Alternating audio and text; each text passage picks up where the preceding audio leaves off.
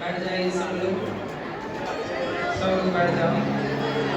हमारी माताएं बहनें सुंदर और भक्तगण साधना टीवी और श्रद्धा टीवी की कथा का रसपान करने वाले सभी खुश रहिए, शांति मैया बैठो मेरी माँ।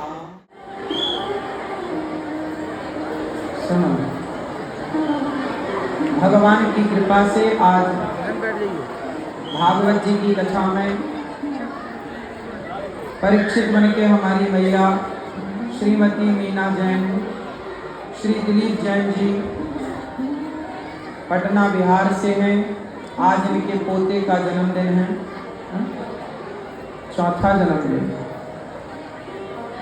विठल जी का। कहाँ विठल जी?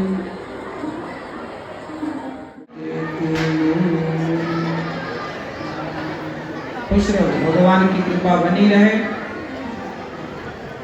भगवान की कृपा से देखो बच्चों का जन्मदिन आए, शादी की सालगिरह, जीवन में बहुत सारे जन्मदिन आपने मनाए होंगे, बहुत सारे वर्षगांठें घर पर मनाए होंगे। एक वर्षगांठ, एक जन्मदिन तो कम से कम नाम में मनाओ। ये प्रेरणा में कार्य है वो सराहनीय है। इनके कारण इनके पूरा परिवार देखो कितनी अच्छी बात है। आजकल माँ बाप बच्चों को प्रॉपर्टी दे देते हैं, अच्छी बात है। आजकल माँ बाप बच्चों को जमीन जायदाद दे देते हैं, अच्छी बात है। बैंक बैलेंस दे दिया, सब अच्छी बात है। लेकिन माँ बाप को चाहिए कि अपने बच्चों को प्रॉपर्टी और बैंक बैलेंस देने से पहले ऐसे भागवत का आयोजन कराओ। और भागवत जब सुनने आ पाएंगे तो सब परिवार लाओ, बहू लाओ, बेटा लाओ, सबको लाओ। जब सारे लोग एक साथ बैठ के भागवत सुनेंगे तो परिवार में प्रेम बढ़ेगा और परिवार में सब लोग मिलजुल करके रहने का संकल्प लेंगे। भागवत हमें जोड़ना सिखाती है, इसलिए ये सबको करना चाहिए। आज परिवार बिखर क्यों रहे? क्योंकि सत्संग का अभाव है, गुरु का अभाव है। आजकल लोग कहते हैं हम गुरु क्यों बनाए, अपनुच गुरु हैं। आजकल खुद गुरु बना घूम रहा आदमी, वो अपने को ही बड़ा मानता, बोले हमसे बड़ा कौन। इसलिए गुरु के बिना शरणागति नहीं होती। कोई तो होगा ना। जब दुल्हा दुल्हन बैठते हैं ना मंडप के नीचे, तो गांठ जोड़ने वाले दुल्हा दुल्हन नहीं होते, गांठ जोड़ने वाला कोई तीसरा ही होता नहीं। कई जगह बुआ जी गांठ जोड़ती हैं, कई जगह पंडित जी गांठ जोड़ते हैं। बात सही है। दुल्हा दुल्हन खुद तो अपनी गांठ नहीं जोड़ते ना, ये जोड़ते हैं।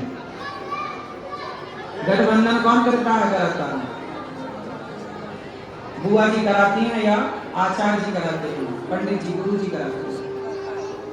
तो बस बात यही है, गुरु का काम ही, सच्चाई तो ये है, गठबंधन आचार्य ही कराता है, गुरु ही कराते हैं गठबंधन। गुरु सब जगह नहीं पहुंच पाते तो बुआ जी करा देती है, वरना गठबंधन कराने वाले गुरु जी होते हैं, आचार्य पंडित जी। पर हर जगह पंडित जी अवेलेबल नहीं होते, तो आपकी बुआ, मानदान होती है ना बुआ, तो बुआ से करा दिया जाता है। समाज में कहते हैं कि ब्राह्मण यदि नहीं पहुंच पाए तो मानदान से वो कार्य करा लेना चाहिए। मानदान भी समाज में श्रेष्ठ होती है। ब्राह्मण नहीं मिल रहे हैं, जैसे कहीं 13 ब्राह्मण नहीं मिल रहे हैं, 13वीं करनी है और 13 ब्राह्मण नहीं हो रहे हैं, 12 ब्राह्मण हैं, एक ब्राह्मण की कमी है, तो क्या करें? तो वहां मानदान को बिठा लिया जाता है। मानदान समझते हैं ना? मानदान नहीं समझते। अब हर चीज हम ना समझाएंगे, इस तरफ क्या होगा, इस तरफ राधा कुछ तो समझ के आना पड़ेगा। चलाएंगे और रुक जाओ, इस तरफ फोकस। जैसे हमारे यहाँ बुआ हो जाओ राधे हैं तो गठबंधन कोई तीसरा कराता है। उसी तरह जब आप अपने बच्चों को भागवत से जोड़ेंगे, संतों से जोड़ेंगे, सत्संग से जोड़ेंगे, तो मुझे विश्वास है कि भाई भाई के, देवरानी जेठानी के रिश्तों के लिए संजीवनी बूटी का काम करती है ये कथा। कितनी पति पत्नी की तलाक होने वाले थे, लेकिन कथा सुन के उनका तलाक रुक गया। एक पत्नी मेरे पास रोते रोते आई, ये वर्षों पुरानी बात है, रोती रोती आई। मैंने पूछा क्यों रो रही हो? कहा महाराज जी हमारा तलाक हो गया है। हमने कहा तलाक हो ही गया तो रोने से क्या? बोले महाराज जी इसलिए रो रहे हैं कि हमने आपकी कथा पहले क्यों नहीं सुनी। यदि आपकी कथा हमने पहले सुन ली होती तलाक होने से, तो कभी तलाक ना होता हमारा। अब तलाक हो गए, इतना समय हो गया कि हमारे पति का दूसरा विवाह भी हो गया। हमने तो विवाह नहीं किया। अपना व्यस्त भाई, अपना व्यस्त बाप, अपना व्यस्त माँ, अपनी व्यस्त है, लेकिन इसी बहाने 7 दिन भागवत। बात सही है कि गलत है? अब दिन भर मैडम कुत्ता लेके घूमती, सवेरे सवेरे। कई लोग तो कुत्ते से अपना मुंह चटवाते रहते हैं। हाँ कि ना